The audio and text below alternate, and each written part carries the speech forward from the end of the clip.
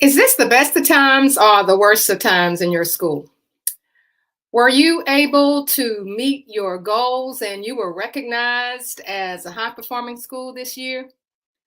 Or were you the school who is still ranked as underperforming and you say, I don't like it and I want to get out of it? So during these times, how many of you feel the burden of doing it again? I remember I was afraid. The feeling I had is that, maybe I can't do this again. And if I couldn't do it again, I was feeling on the inside that maybe I would be seen as a failure.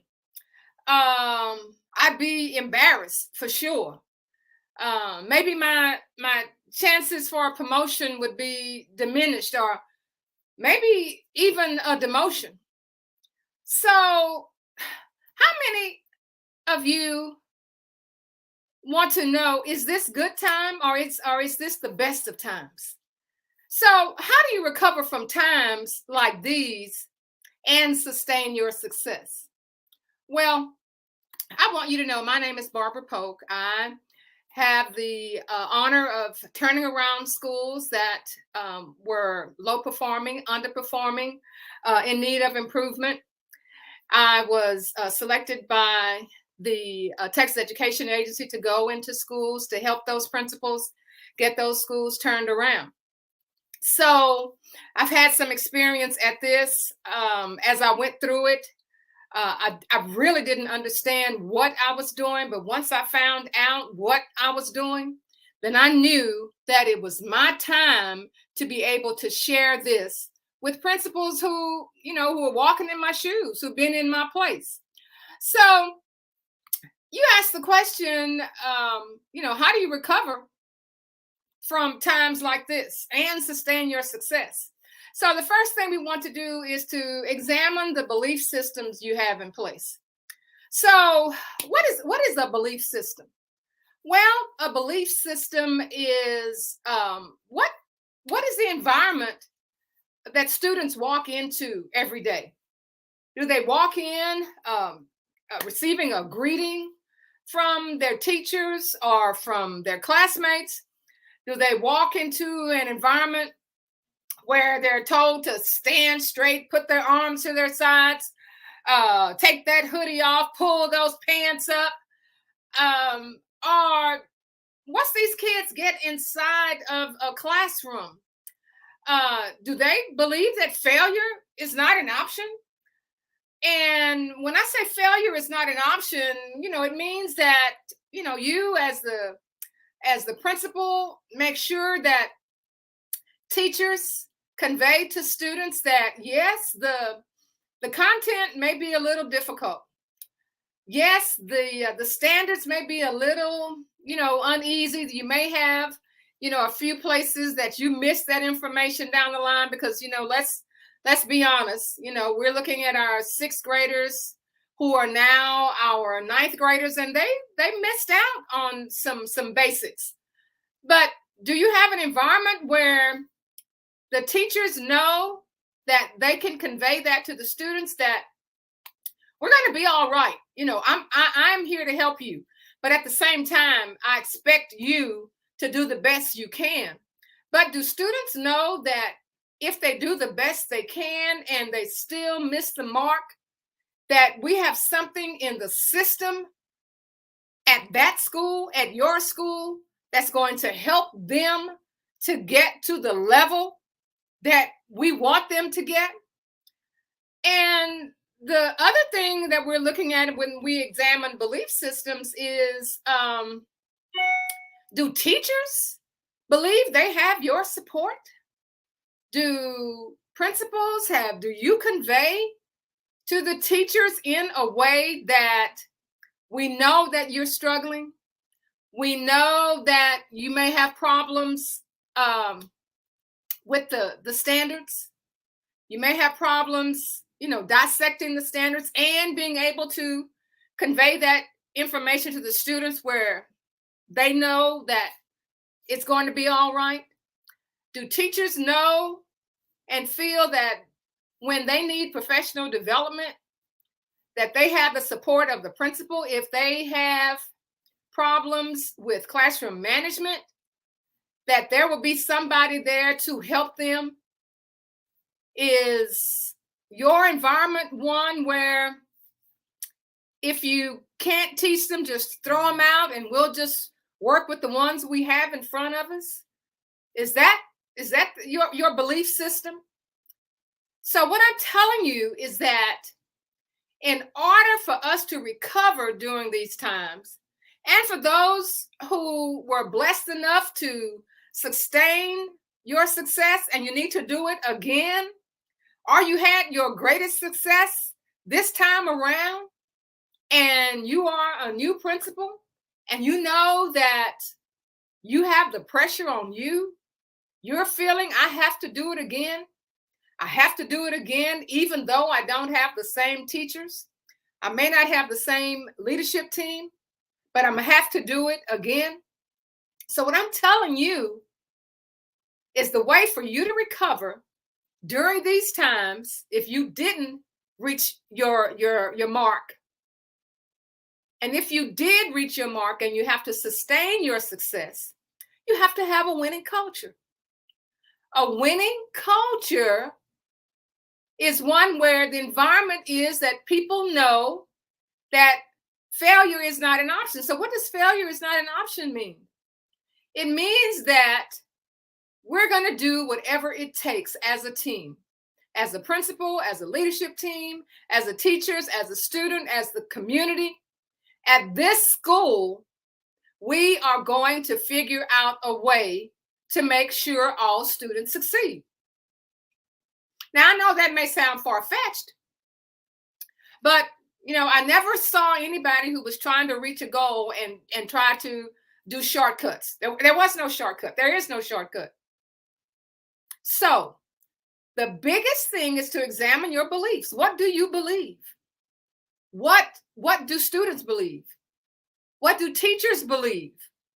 A winning culture will turn your school around and you will sustain your success. I'll tell you about a story that a parent told me. And the story goes like this. She transferred her student from a school district that was, so-called, a low performing school district, into a school district that, had met its highest rank. And they were, experiencing a few problems right before at progress report time, with her child. So she met with the principal.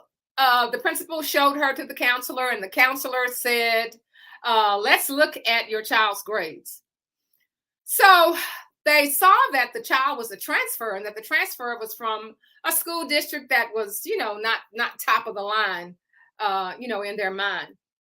And the counselor made the comment to the parent and to the child, things are hard over here.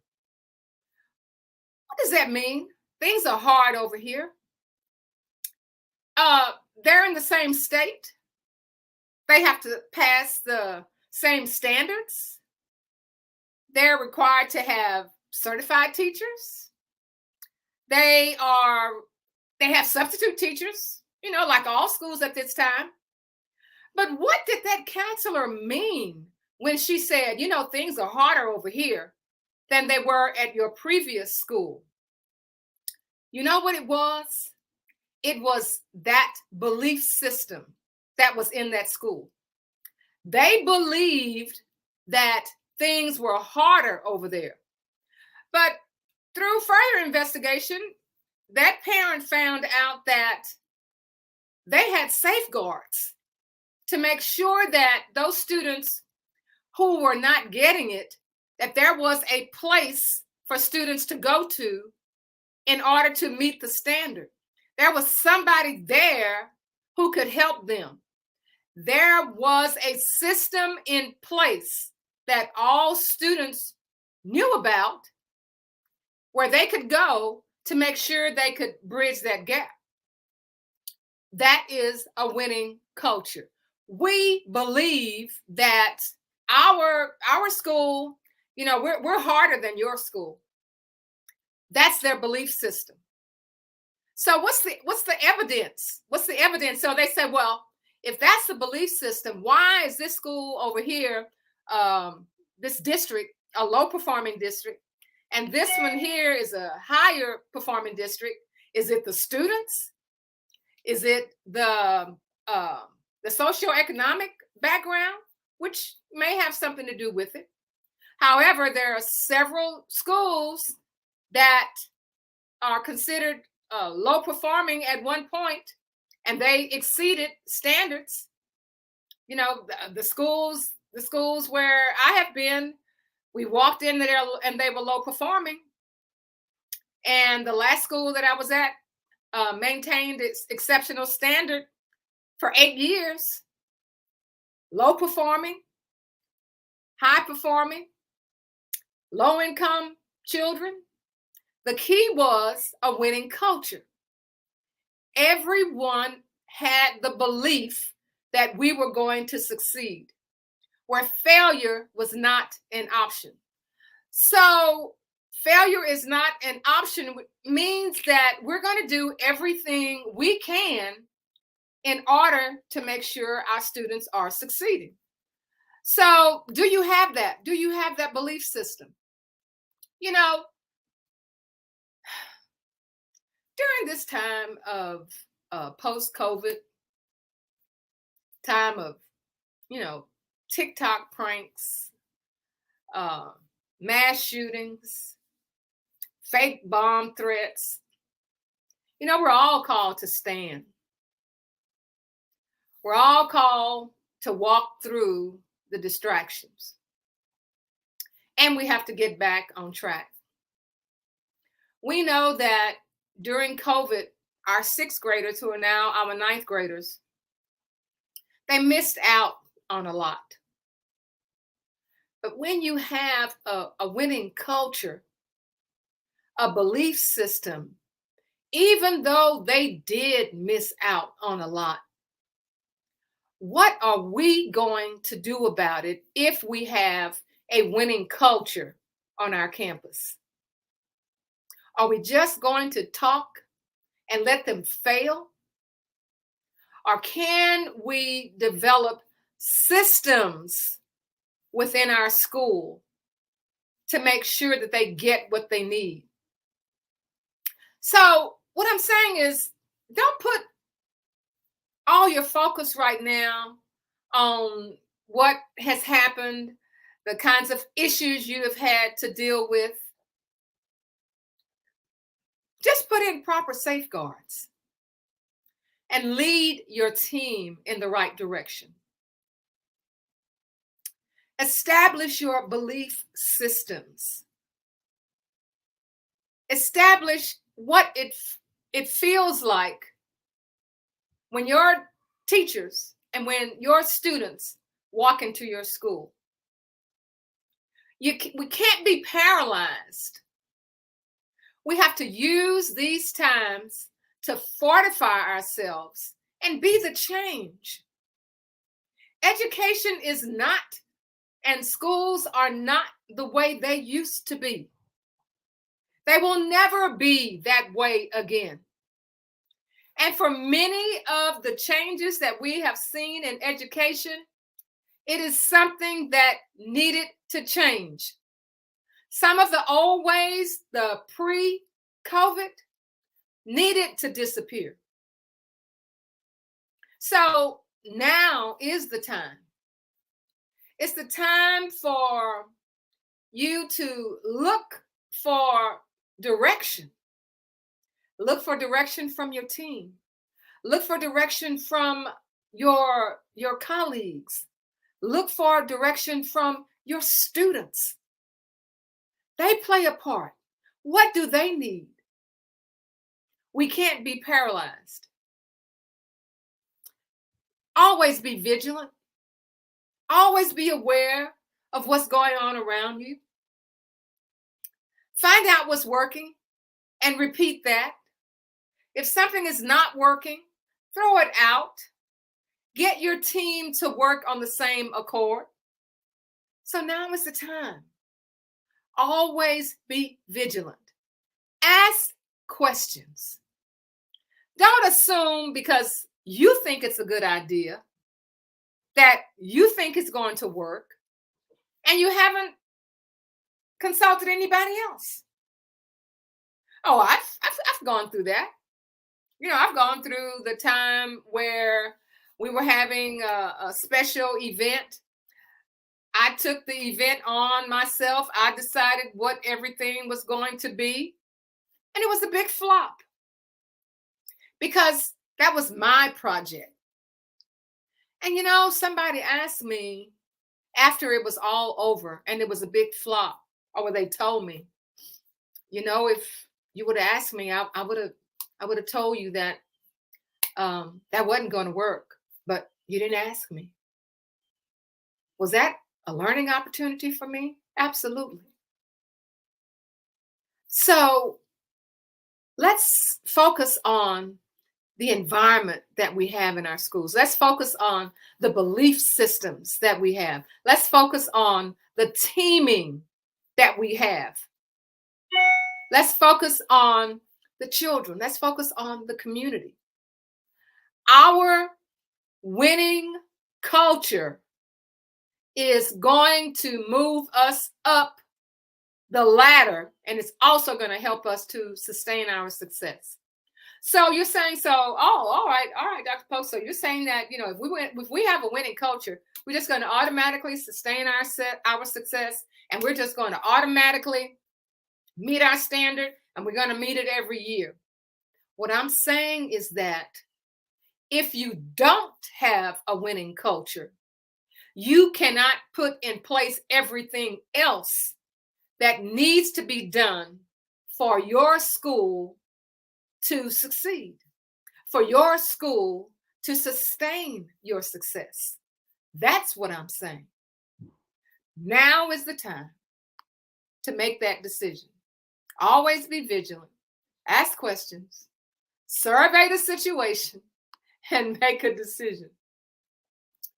I want to paraphrase a parable.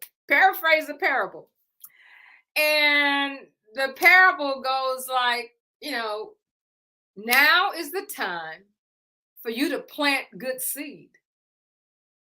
Now is the time for you to plant good seed. Weeds will be planted by unsuspecting circumstances. Weeds are going to be planted. The good seed will grow as well as the weeds. Let both grow until the harvest. At harvest, the weed will be destroyed and we will celebrate the good crop. Now is the time for you to have a winning culture. Will you have problems as you develop this winning culture? Absolutely. Will the problems come from your left when you're looking to your right? Will things happen that are unsuspected? Absolutely. But you have to move on. The good seed will grow. All of those things that you are developing in your campus to make your campus grow, to develop the culture in your school that is a winning culture, it's going to grow. At the same time, you're going to have challenges that come in the place of what we call weeds. We're not going to stop and just focus all our attention on the weeds, on the negatives. We're going to keep going, and we're going to let both of them grow until the harvest, because we understand where we're going. We know our harvest. And when it's harvest time, when it's time to show what we know, the weeds are going to be destroyed. All of the naysayers that said we couldn't get it, We couldn't do it. We couldn't do it again. We're never going to reach that level. They're going to be destroyed. And you're going to celebrate a good crop. So, what I'm saying to you today, principals, is that now is the time. The right time is now. The right time is now for us to overcome the weeds. They're going to always be there. They're going to be unsuspected, but we can't stop. We have to go. We have to go. Those weeds are going to come with us. But at the time of the harvest, they will be destroyed. And then your school will be known as a school that has a hallelujah success story. I want you to join our group, Principals on the Come Up, our Facebook group, if you're not already on it. And you can also get a copy of our free handbook, How to Sustain Your School Success. And just continue to join us. And if you want to, have more conversations like this, just hit those links that are below. So we will see you again next time on Principals on the Come Up, where we transform schools into hallelujah success stories. See you next time.